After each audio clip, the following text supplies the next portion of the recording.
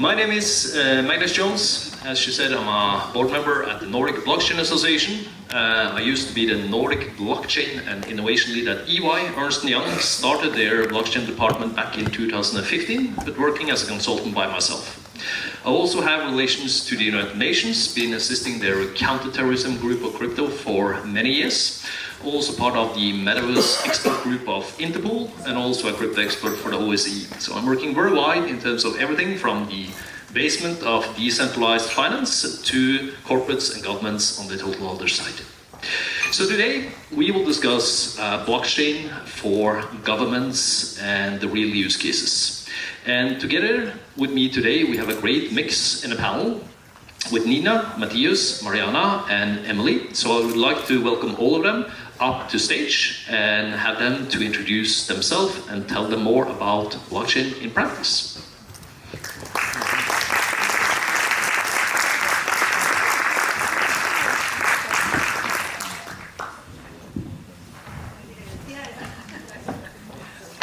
We managed to sit in the right order also. That's good. So, starting out here, I think it would be useful if we start out very high level, just so everyone gets a little bird perspective of what we're going to talk about here today. So not going too deep into the basement of things, but blockchain for governments. 1 minute on that one, on sort of saying, why blockchain for governments, Nena? Because it simplifies life of the citizens, of the companies, and of the governmental officials. And definitely it was the argument why I started with blockchain in 2017. Because large simplification, large traceability, large accountability and reliability of the data comes with blockchain. So very strong motivation for governments that are dealing with a large amount of data and documents to somehow optimize their day-to-day business and to increase the efficiency of the governments. But yes, and also, sorry, I forgot, you were to introduce yourself. Just so happened, you were to introduce yourself, that was my fault, okay. Of course. Sorry, yes, I'm Nena Dokuzov. Actually, I work in the field of blockchain now for almost 10 years, I think.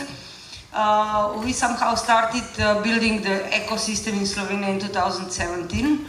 After that, I became a member of European Blockchain Partnership, like a national representative. We also created Europeum, like a first blockchain institution in Europe.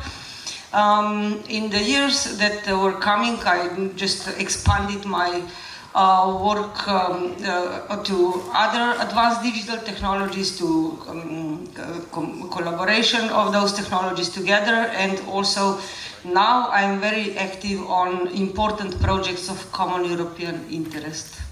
Thank you. Mateusz? Hello, everyone. My name is Mateusz Rzeszowski. It's an honor to be here talking with all of you on this panel, as well as all of you in the audience.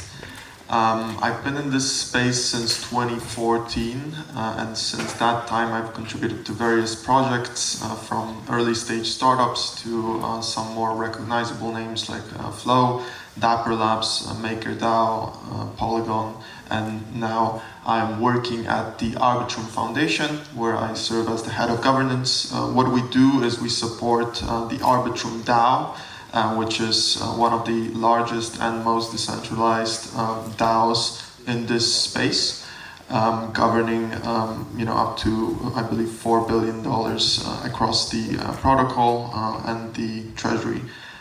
It's a pleasure to be here. Shall I answer also the high-level question?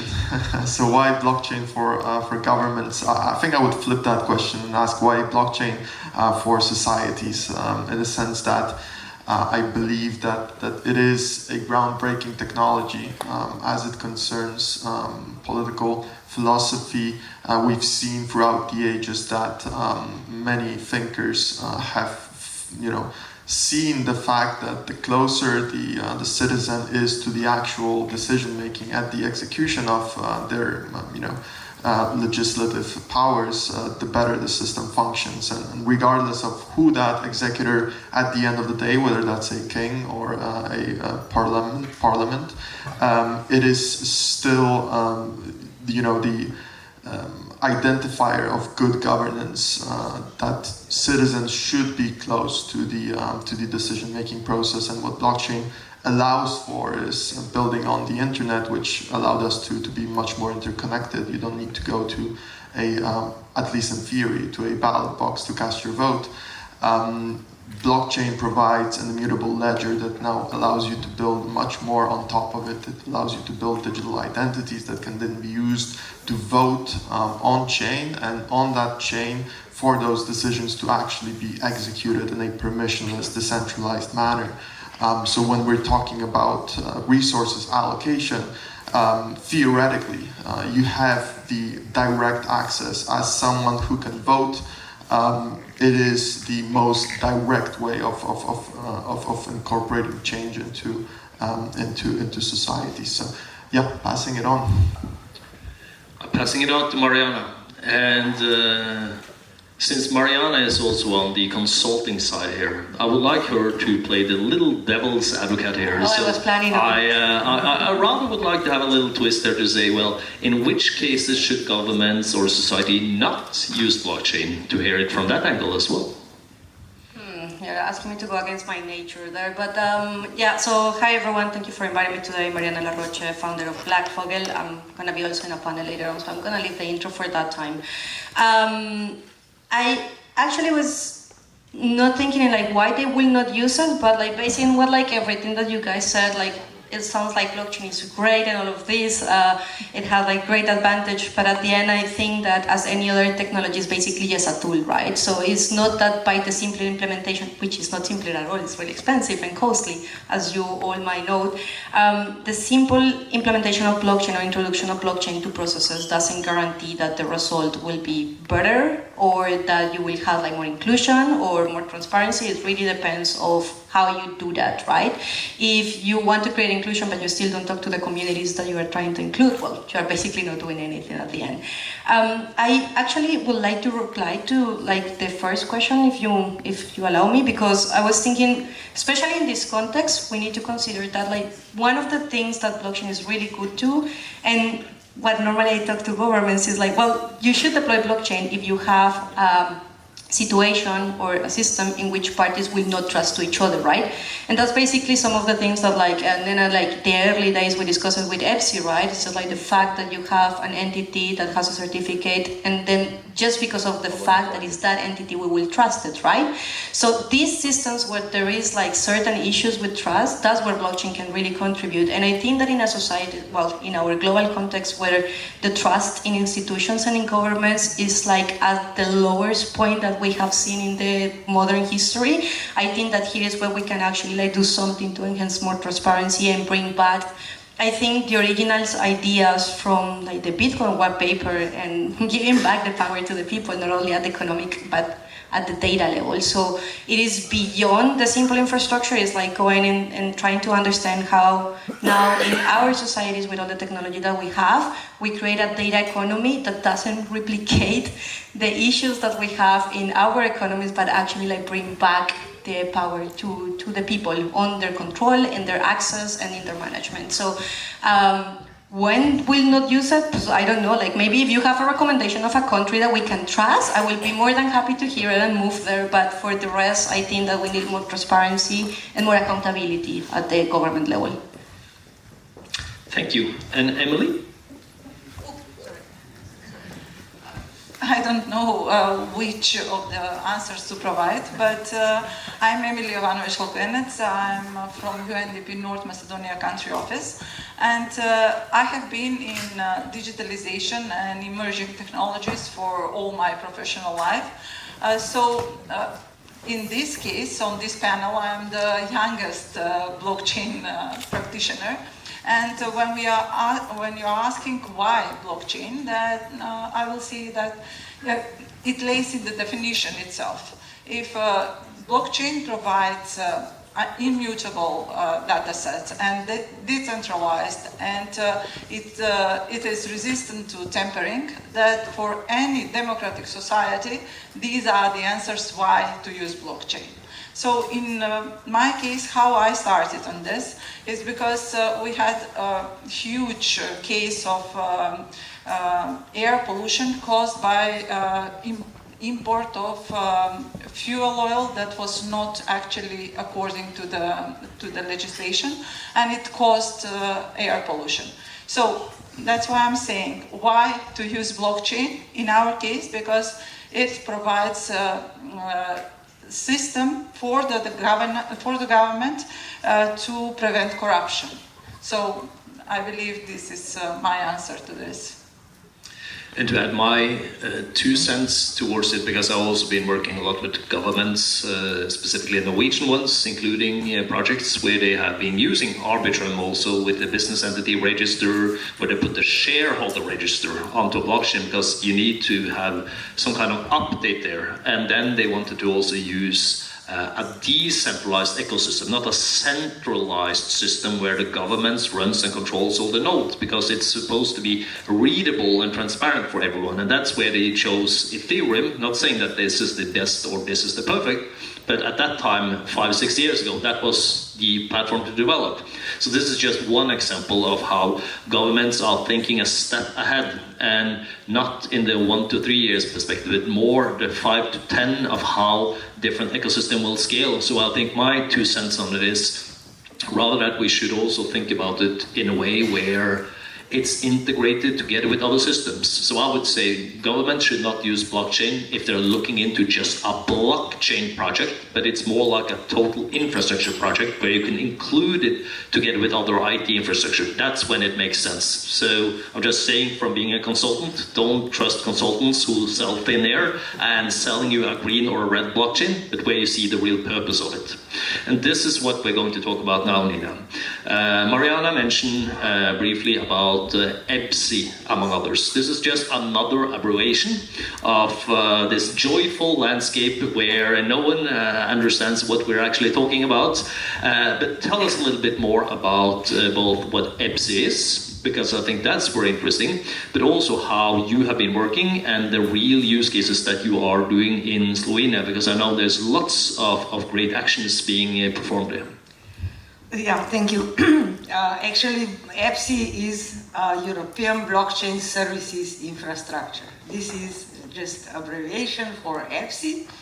It has been developed since 2018, when European Blockchain Partnership adopted a mission to become decentralized, interoperable, trusted-based, to get that type of infrastructure. At that time, three use cases were started to be developed. The first was self-sovereign identity, but it was far from being mature at that time. The second one was the traceability or notarization. It was about traceability of the documents and data.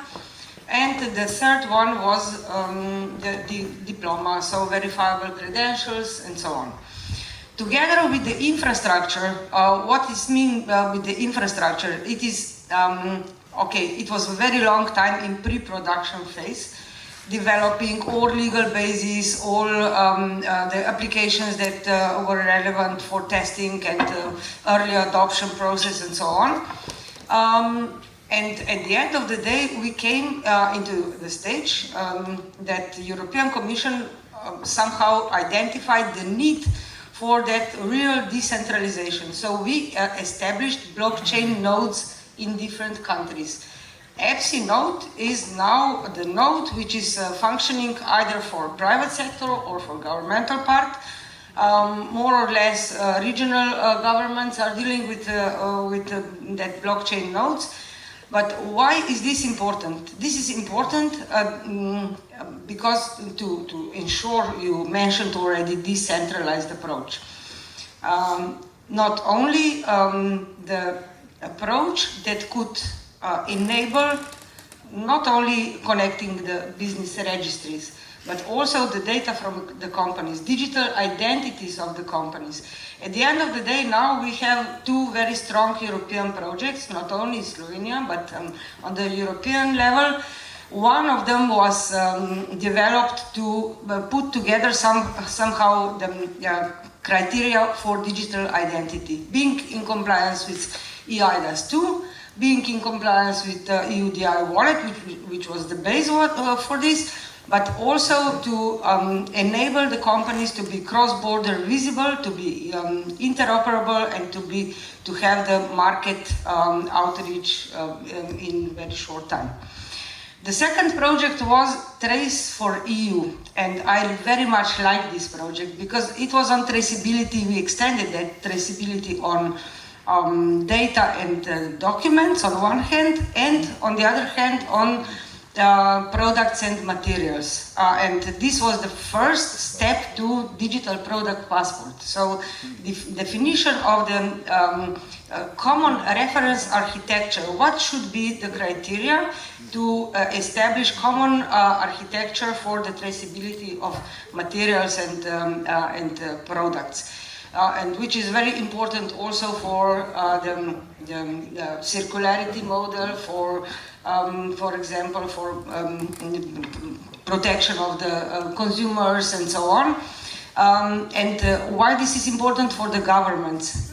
It somehow brings the awareness of the governments or specific parts of the governments that they can ensure the value proposition of the blockchain technology and of specific industrial pillars using that either EBSI nodes or the use cases that we developed. And what is even more important, what you mentioned, and I'm fighting for this on the European level, is, yes, blockchain is one part of this. We are a lot talking about open source today.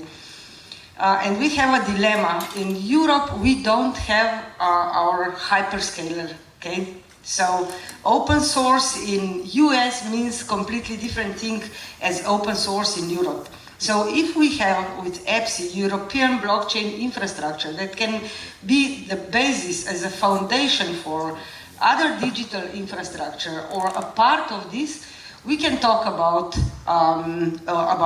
European connectivity infrastructure solution, which can bring decentralized model for data and the governance of the data here too.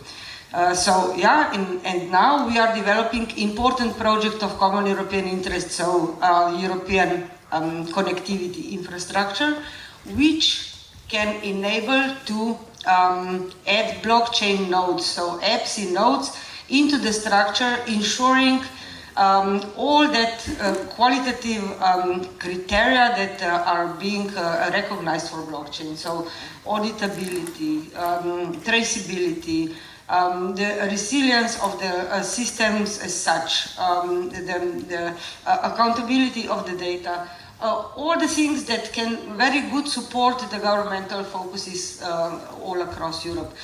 And I just want to mention one more thing, because we are in the UN area. Some years ago, because I'm a head of delegation for Slovenia, also in UNC-FACT, so this is United Nations Commission for Europe, we started with UNC-FACT chain. It was very much application of EBSI elements to cross-border from Europe, cross-border application of blockchain.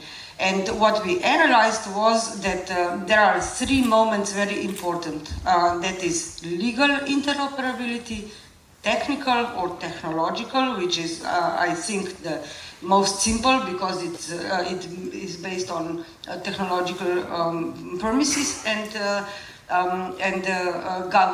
governance interoperability. Now we are getting open source, and we come with that auditability of all the chains that can be accessible, so that governance interoperability will be even more important. Can I play devil's advocate there?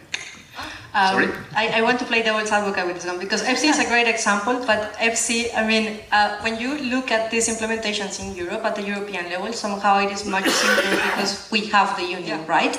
But I think that like the DPP was a really big source of inspiration. I have seen a couple of projects on East Africa where they are like using like similar DPPs, but basically the traceability there is even more important and the impact is much greater than we see in Europe. I sometimes feel that like we are so privileged in Europe that we sometimes tend to forget like actually like the real impact that happens with the digitalization of certain documents. So in this use case, I'm not going to mention countries because I'm not 100% sure because I'm bad with names, but it was 2 countries in East Africa.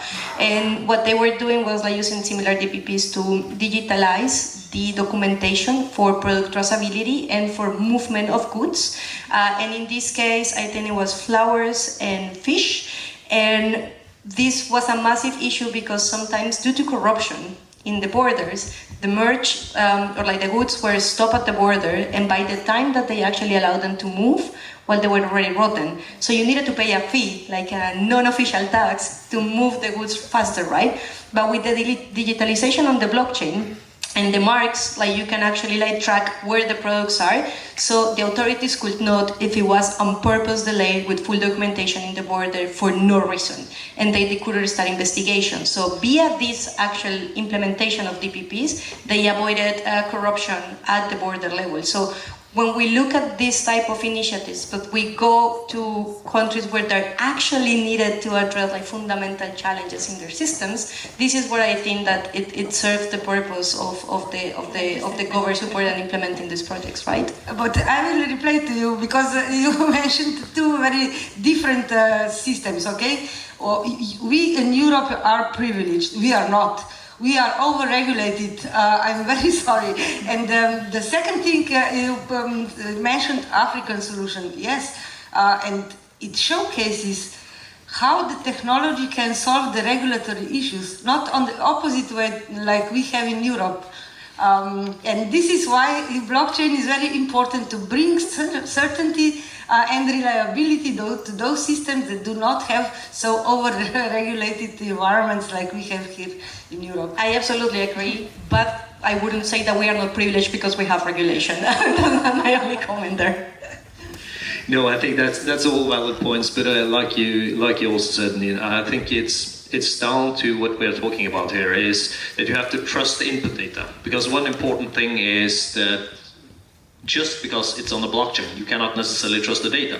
I was, for example, involved in the world's first blockchain verified wine project.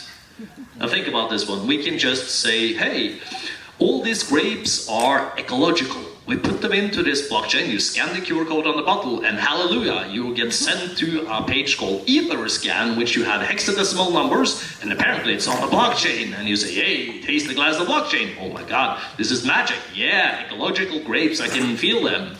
But how can you trust it? Because you don't know who has swapped these grapes on the back room or whatever has changed. Or someone has faked the label and it's a batch QR code. So, like I've always said, one of the most important elements here is quite ironic. Because I always said, in order for this industry to scale, we need trusted, centralized party to verify the data in the whole landscape. That's what we lack. That's what we need. And that's just how I see that we actually need the role of the government.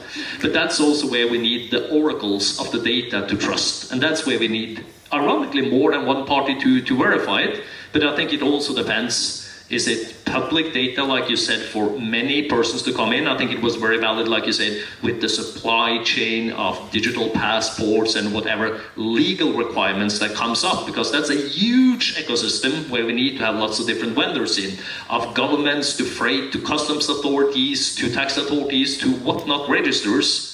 But also how you can use it on the back-end side if you use it on the closed ecosystem, and how we can scale it. And I think this is to just jump over to Emili, how you can use it also within, for example, the energy sector, which is also a very important infrastructure element.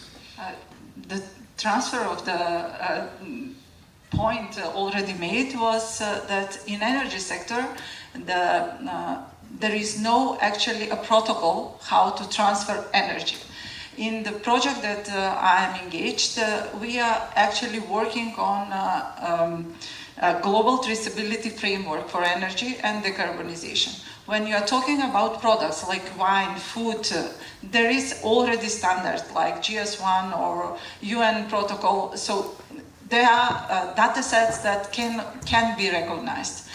When we are talking about energy, and mainly this project is focused on standard energy sources for industry and residential heating, we have a problem with fossil fuels and coal and the way they are entering in our country, in North Macedonia. We don't have this kind of sources, and it goes through customs. So actually we started the project by monitoring the data that customs collect on the entrance of this product in the country. But it comes that there is no actually framework, there is no key data set for energy. Who says that these, for example, this product entering in the country has the chemical qualities that they say they do? So we started the project just in Macedonia, but when we start presenting it, it comes that this is not just a local problem. So by scaling up the platform we are working on, actually we are planning to have on board also the producers, the refineries, for example, because they are changing the data set, they are changing the product that actually goes in the supply chain. So this is a great challenge, and we find out that, in fact, by scaling the platform, we have a lot of unexpected supporters. And for example, we have cruise lines. They are thinking about pollution. We are thinking about air pollution. They are thinking about pollution in the oceans. So they need decarbonization and use of this kind of energy sources, just to have the traceability to fight against decarbonization. So it's really interesting that from one small country, like North Macedonia, we started with the idea that we need energy traceability because of air pollution. So we were tackling SDGs like focusing on public health, on energy, on right to have a clean air. But it seems like that by this project we have a lot of more to cover here, and I want to invite everyone who is interested, because we are in a phase where we are working on establishing a working group that will work on key data elements for energy. So this is an excellent challenge, and I think that we will use any impact, any experience from the audience that already has ideas on blockchain. So yes, it's interesting that we all, when we are working on blockchain platforms, the traceability, accountability, efficiency, and trust, we are all talking about trust. So this is the only way when every producer, every event that is actually on the chain can be trusted. You cannot trust, as you said, you cannot trust just the producer when on the customs the goods are laying for days, so the quality is not the same. In energy, the time is not a matter, but the quality of the product actually is. So yes, we have to think about all this in order to trust the technology, in order to trust the data sets collected on the platform. Indeed, and what you mentioned there also about the technology per se, that's also a challenge that I've seen for so many years, that whether or not should you go centralized on a blockchain, which actually is not a blockchain, it's a distributed ledger technology. So per se in the definition, in order to be a blockchain, it has to be decentralized. That's what lots of people are missing out on. So that element, did you want to challenge anything there directly, Yeah, Mariana? like distribution is different to the centralized, and actually, like I think that that's a common mistake. I think that when we talk about like the distribution, it's just like the distributed part is come out like how the network is designed, right? So you have like start networks, that was what we have before, like the DLT, which is how basically the internet work. But like the distributed part on the DLT means basically that you have like different nodes. As if one connection is broken, the information will find other nodes to connect themselves. That's completely different for decentralization, right? And that's also a mistake that I have seen on the authorities. So I will challenge that, because for me, like if you talk about like decentralization is a process, and absolutely nothing is decentralized. You mentioned MakerDAO, right? Like for me, like that's one of the best examples as well, because they started like a central entity somehow, and more and every time that I talk to them and see how they're doing, they're like going like broader and broader to try to achieve like real decentralization. Now, what that mean, I don't know. Like, I don't think that anyone can define decentralization and what are the levels. I think that actually like the US did like a great intent with the Clarity Act, but it's still not perfect, right? But I think that it's important to challenge those definitions, because if we as an industry are able to recognize the difference, what the government friends, like that's gonna be even harder for them.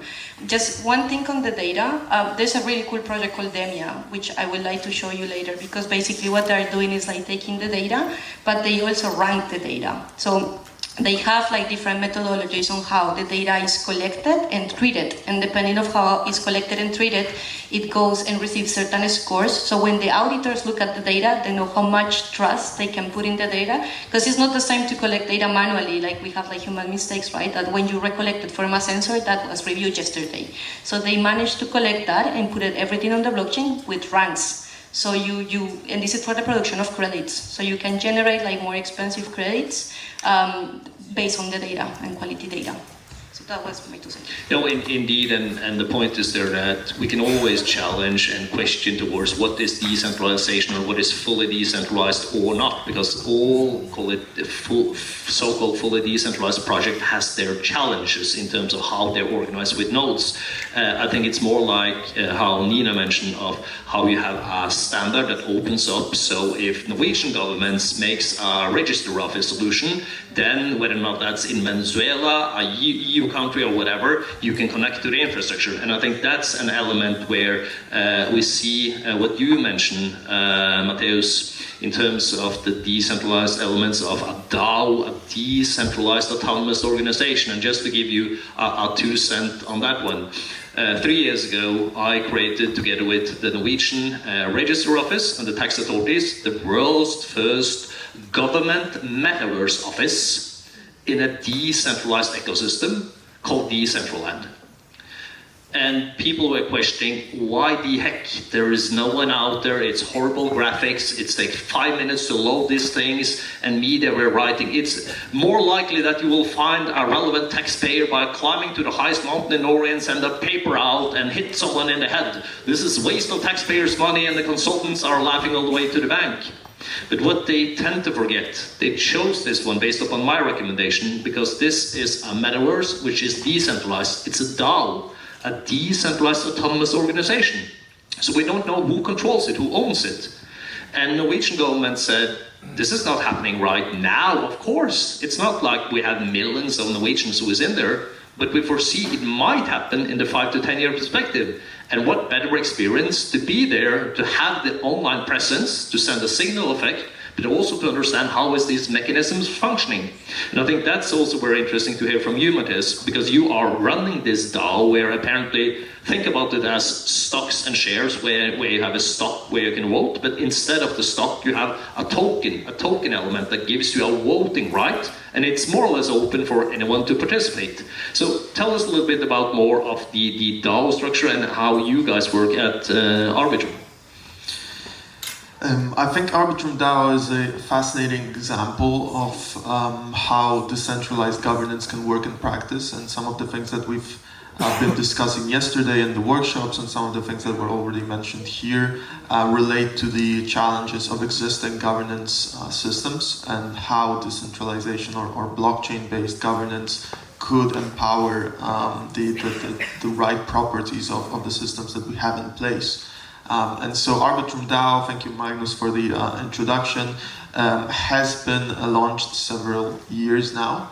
And from the get-go, it was responsible for governing two key components, the protocol and the treasury. So starting off with the protocol, the decentralized Arbitrum 1 protocol is a roll-up on Ethereum, meaning it inherits Ethereum's security while being faster and cheaper, essentially. Obviously, there is a lot of depth here, but I won't go into that at this time. Now, the ability to evolve and adapt of this blockchain has to be maintained, and there are a multitude of different approaches to how that property is maintained.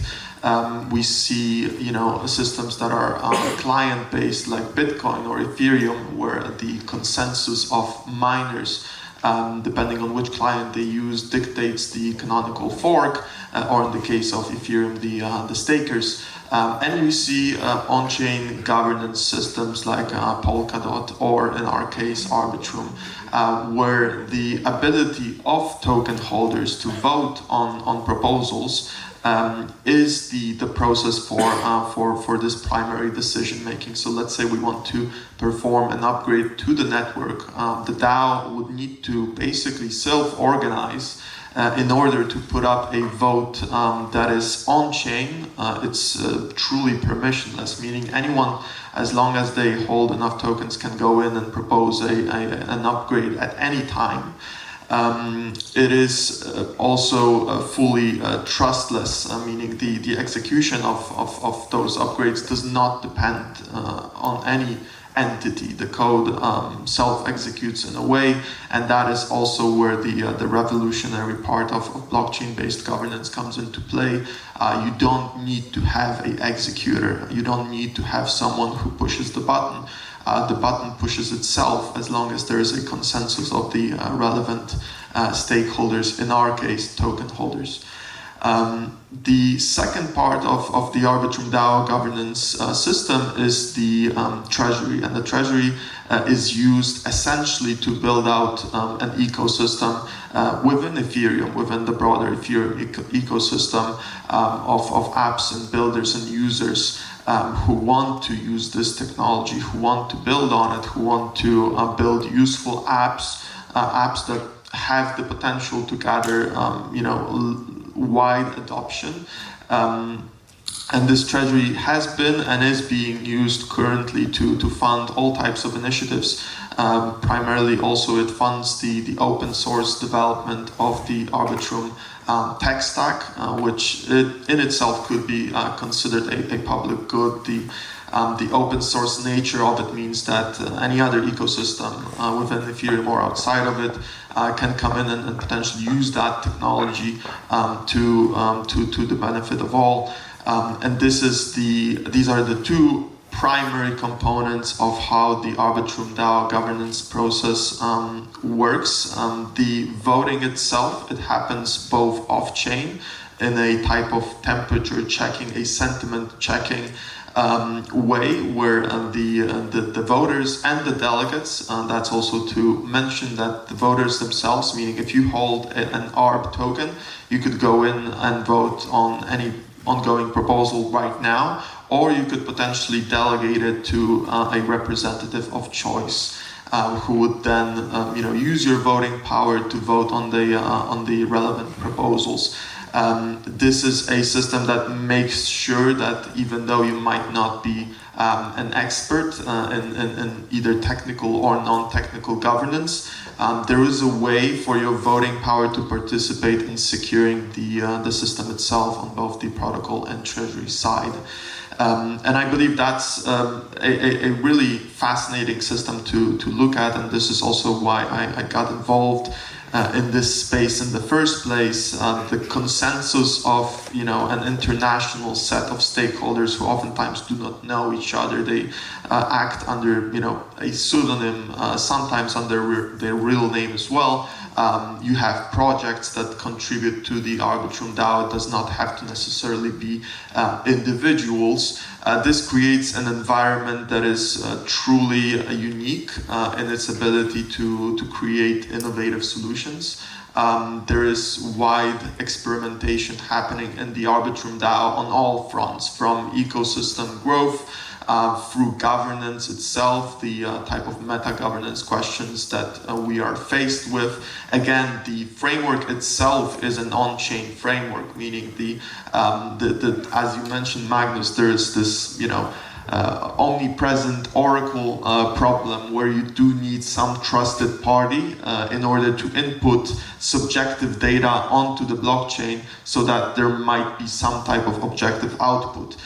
In our case, this is not true in that the entire governance process happens on chain. So the data, it is coming from the token holders themselves, and it is codified in a way where it can be executed by the system itself.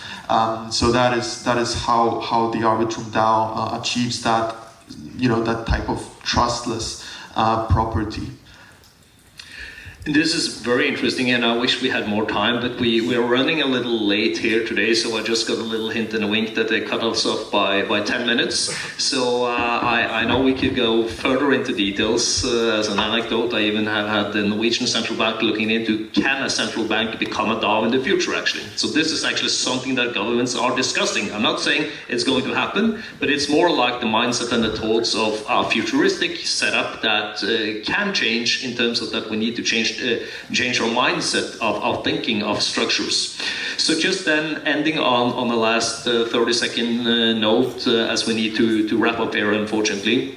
We were going to discuss a couple of more issues, but I would just like to, like you said, Emili, to start with you. You reached out a hand on the project. Do you have any tips or advice for, since there's other governments or NGOs, organizations or whatever, in order to, how can we succeed of getting, maybe we're talking about global standards, that might be difficult in itself. I'm more of a person who likes the execution rather than use lots of time. So if you have any last minute advice to people who really wants to use the technology for a good purpose, and how they can either get started or get involved in your project.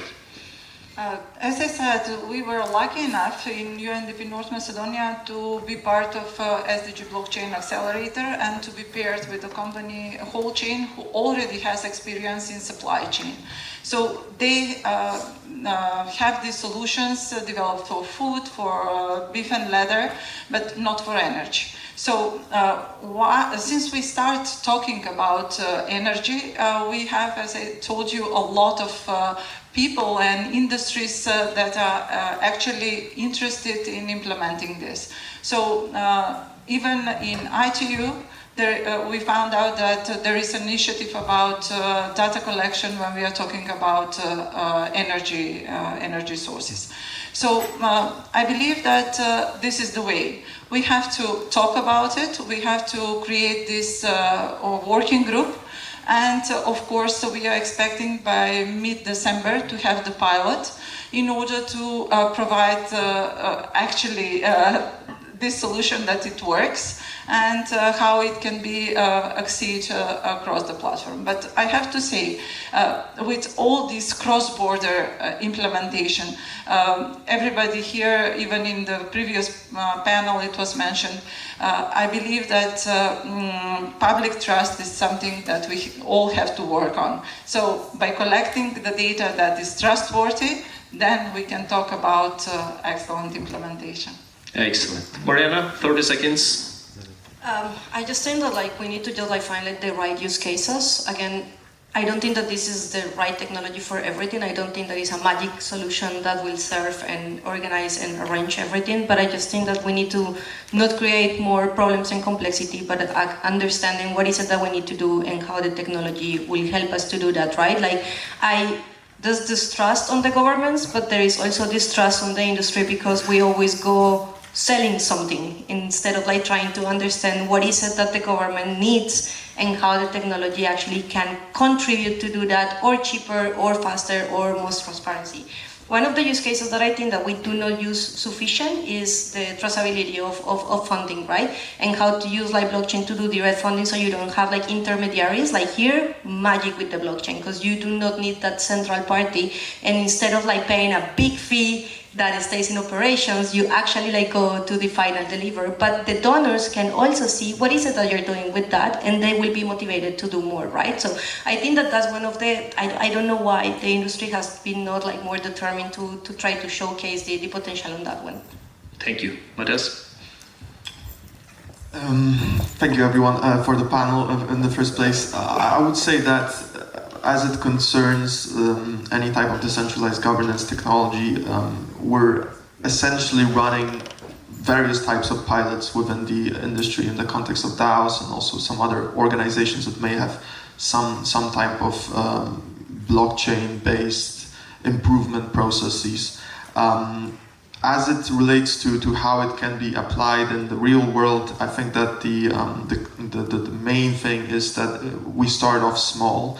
And we experiment at a more local level rather than, very strongly move towards any type of implementations, because it is a technology that has many pitfalls that you can fall into, and we do experience that in the industry. Like there is a lot of sad stories about how some decentralized protocols were hacked and what happens in the aftermath of that. And I believe that there is a very strong use case for these primitives, for example, voting primitives that could be injected into the democratic process at a perhaps more local level to prove that the use case is there and that it does indeed bring about better governance. Nena? Yeah, it's very difficult to integrate the technology into the governmental system. This is the first. You need the clear advancement of what will be achieved, and you need the believers. Without the people that are very committed to integration of the advanced technology, you do not anything. But in any case, what would be my suggestion or advice? Keep 2 or 3 very good use cases and develop those use cases. Like you have the energy use case in North Macedonia. Okay, we can explain. We can have identity framework. In this identity framework, we collect the data of the polluters, for example, of the greenhouse emissions, and then afterwards we trace those data even within that identity framework. Okay, you can tokenize the energy so that you transfer it. This is the other thing. Yes, to offer incentives, in fact, not... To offer incentives. Upon the tokenization, you can offer the incentives. This can be very visible and concrete achievements to convince the government to use the system in any case. You can have the question was also about public or permission or permissionless. No, private permission for blockchain for the first step. To be on the safe side and to make the trust for the companies that they will trace their data through the system. Okay? And the second and the last thing is when you have 2 to 3 very good use cases. Also, Mariana mentioned, yeah, I agree. Not only central banks, commercial banks need to onboard on DLT pilot regime and further develop DLT pilot regime. So if we have financial institutions, financial instruments on the other hand, and if we have industrial use case, then we can have the lesson learned also for the governmental use. And from the complexity level of what's happening on the back-end side, feel free to reach out to any of these experts if you are in need of advice. And I think I would like to summarize from my 2 cents that if you are doing a project, don't make the headline blockchain, but rather the problem that you're solving and the efficiency surrounding it, and that it's an element of the infrastructure in general. And I think that's how we will scale it going further. So by that, thanks to the panelists and also for you two listening in, and enjoy the rest of the day.